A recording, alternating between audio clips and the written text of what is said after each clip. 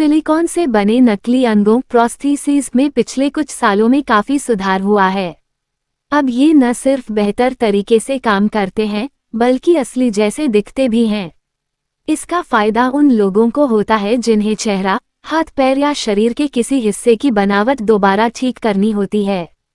ये प्रोस्थेसिस खासतौर पर उन मरीजों के लिए ज़रूरी होते हैं जिन्हें किसी हादसे, कैंसर की सर्जरी या जन्म से ही कोई कमी हो। बाकी जानकारी के लिए दिए गए नंबर पर कॉल करें।